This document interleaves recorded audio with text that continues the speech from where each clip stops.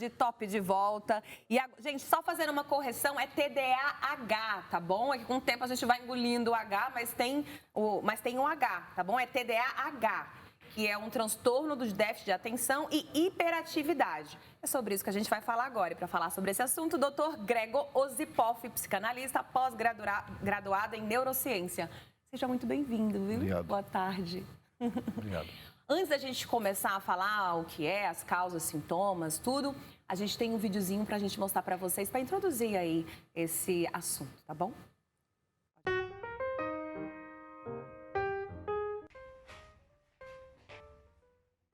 O que você tá fazendo?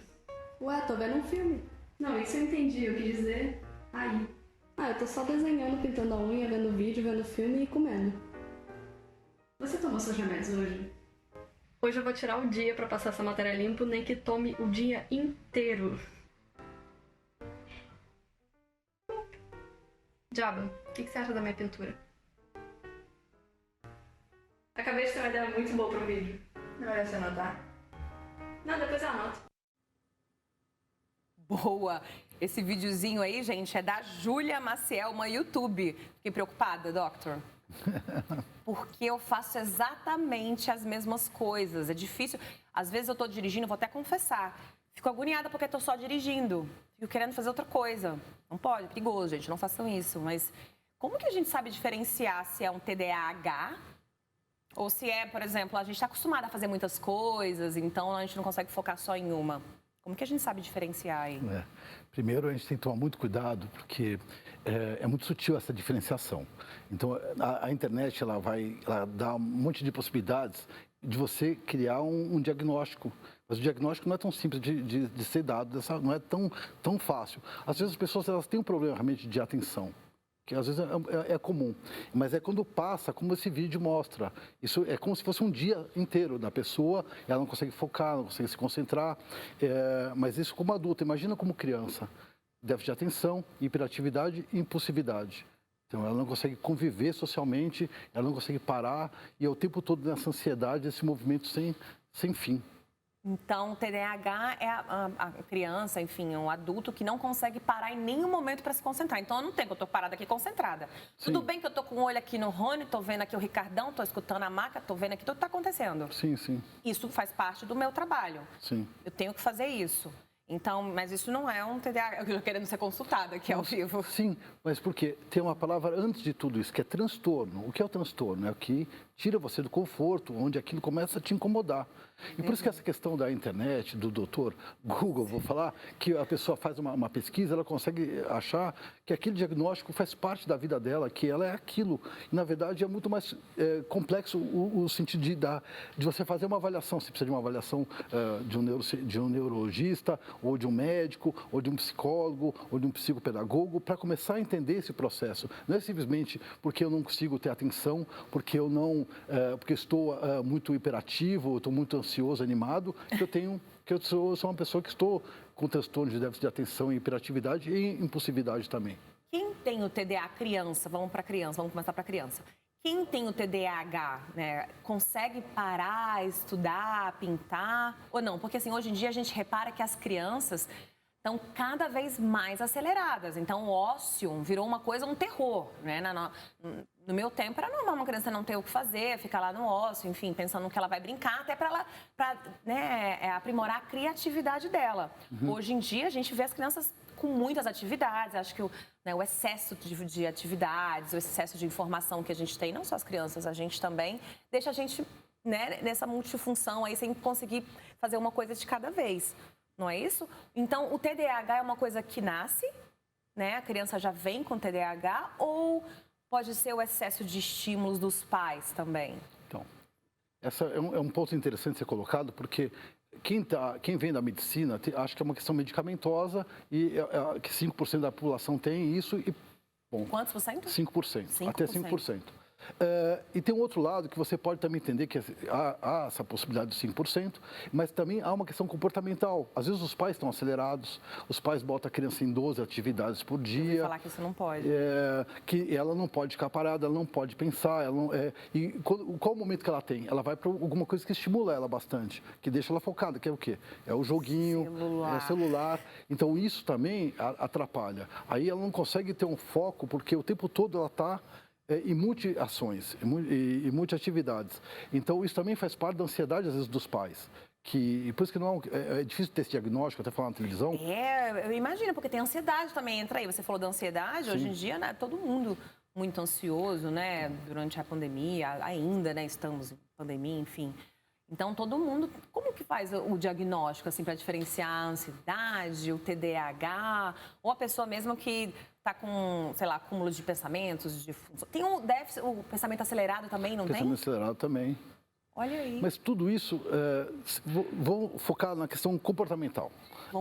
Então a questão às vezes pode ser a família, pode ser o movimento. Então por isso que essa leitura é um pouco mais profunda. Não é simplesmente que você faz o diagnóstico e fala assim, é isso, toma o remédio. Não tem um remédio para isso. Às vezes o remédio ele pode ajudar, mas sempre tem a questão terapêutica que vem em conjunto para que você tenha um resultado.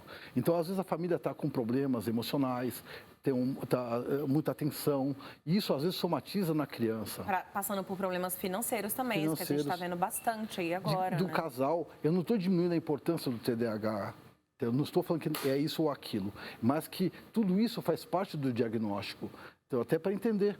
Porque muitas vezes a família quer que medique. Olha, quer dizer, não é minha área, eu não medico, mas às vezes fala assim, não, medica algum médico para tomar algum remédio, alguma coisa que ajude a dar uma solução.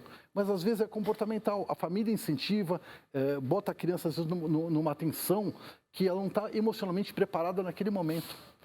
Problemas de crianças, vamos dizer, adolescentes com uma criança pequena. Ou vice-versa, quer dizer, você botar no tempo que não é da criança.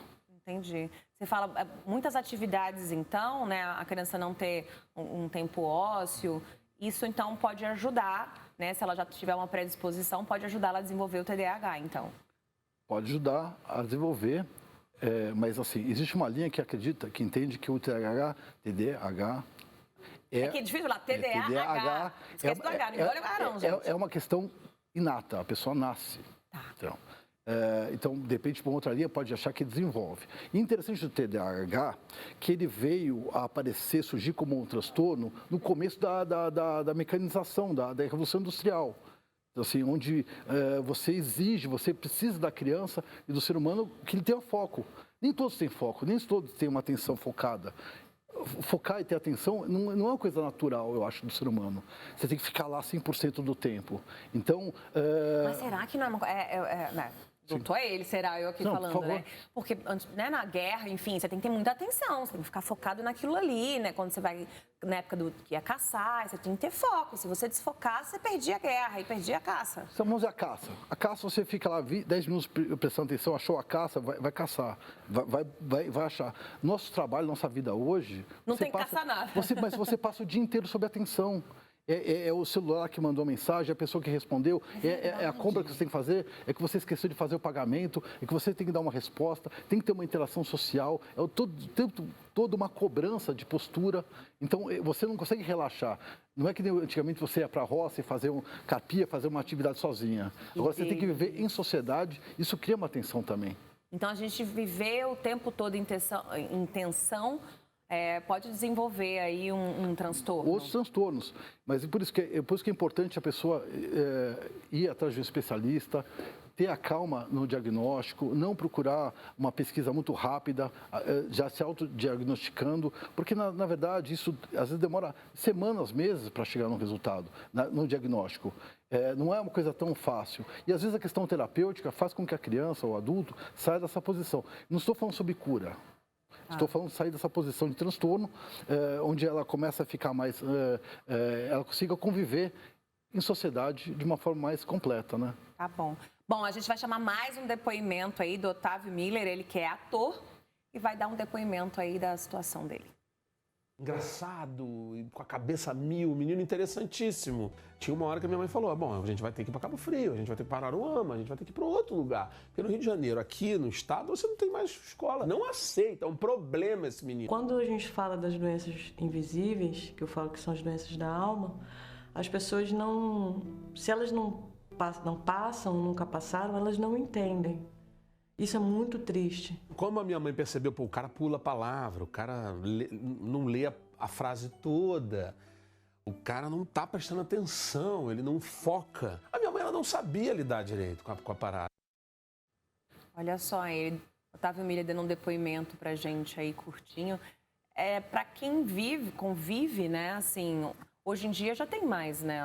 A gente consegue saber mais quando a pessoa, por exemplo, eu fico de olho na minha filha, eu tenho uma filhinha de 5 anos, vocês que são pais aí, ou então convive com isso, né? A criança não consegue ler, não consegue sentar, nem para assistir uma televisão, então, não é isso? Exatamente, e ele tem uma fala muito boa, quando minha mãe percebeu, como você falou agora, como mãe, como a família percebe que a família faz parte do diagnóstico, faz parte desse cuidado, faz parte desse processo. Porque às vezes a família prefere, às vezes, já cria um diagnóstico, trata a criança como se fosse um problema e às vezes exclui ela. Sim. E também piora mais o tratamento. E a própria escola também acaba excluindo, né? Porque acaba atrapalhando o desenvolvimento das outras crianças, enfim, não tem esse olhar atento. Agora, vamos focar um pouquinho no seguinte. O doutor falou que pode ser uma coisa comportamental também. Bom, precisamos hoje viver em sociedade, né? Enfim, a gente precisa saber, a gente tem o celular, não tem como fingir que não existe celular. Como criar uma rotina saudável, né? Na medida do possível, já que a gente tem trabalho, família, questões de casa. Mas como criar essa rotina saudável para proteger mesmo mentalmente a gente, proteger a gente dessas doenças invisíveis, né? Como a moça citou anteriormente. Sim. E a pontuação que eu fiz em relação a isso é que, antes de ser um diagnóstico de TDAH, pode ser uma questão comportamental. Não estou excluindo, uma coisa não exclui a outra. Sim. Mas, assim, a família é essencial no processo de cura, de diagnóstico, do processo de convívio. Porque hoje a gente está vivendo uma modernidade tecnológica onde a família está afastada. Sim. Então, assim, a família não se encontra mais dentro da própria família.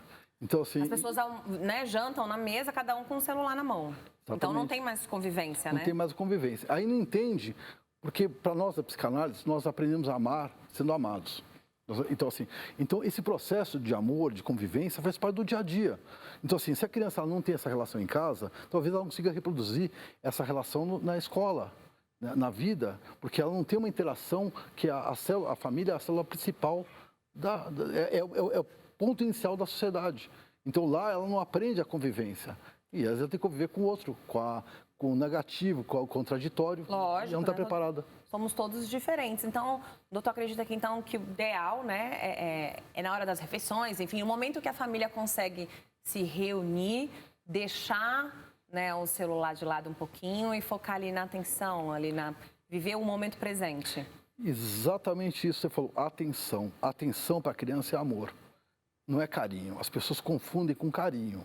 Carinho é bom, é legal, mas a criança precisa de atenção, ela precisa ser preocupada, tem que entender o que ela quer, ouvi-la, fazer com que ela ouça você também e que tenha essa interação. Então, não podemos tratar as crianças como adultos. Ah. Porque senão... Dá atenção, de tipo, tá prestando atenção. Eu vejo assim, eu já vi vários vídeos também, eu tenho cuidado com isso. Tá? Mãe, pai, olha isso, olha aquilo, olha o que eu sei fazer, olha o que eu aprendi. Às vezes os pais correndo, né, enfim, contra o tempo, muitos afazeres, acabam deixando um pouquinho de lado. Sim. Isso acaba desenvolvendo. Agora, quem nunca ouviu no shopping, no supermercado, a criança, mãe, menino? Então, fala assim, se eu ouvisse responder essa primeira vez, talvez essa criança está pedindo atenção, ela quer ser ouvida e ela quer também que tenha limites. Isso faz parte do processo. Hoje, criamos as crianças como adultos e não botamos limites para que ela conviva socialmente. Então, nossa, isso é bom, hein, doutor? Criamos as crianças como adultos e não impomos, né? Não impomos limites. Não impomos limites. E é preciso do limite para ela entender que ela tem que conviver em sociedade. Então, se ela não tem limite em casa, não tem limite em lugar nenhum, ela vai para a escola, como é que ela vai ter limite?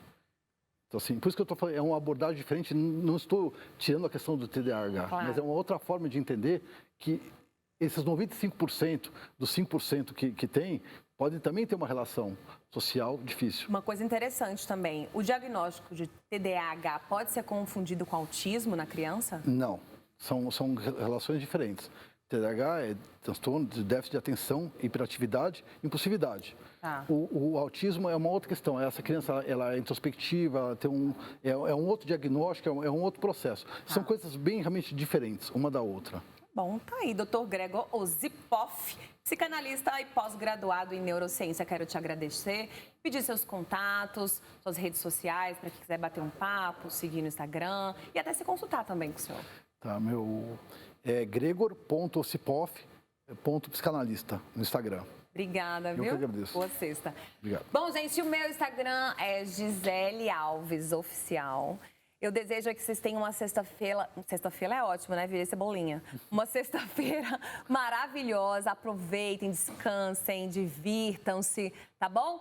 Sextou, minha gente, mas calma. Eu vou ficando, mas ela vem chegando. Cadê ela? Nani Venâncio, sua linda. O que você vai aprontar essa sexta-feira? Me conta aí. Ei, maravilhosa! No lado de cá o negócio tá animado, viu? Você tá toda aí, toda poderosa, empoderada, só escutando, observando, né, Gi? Mas vou dizer pra você, viu?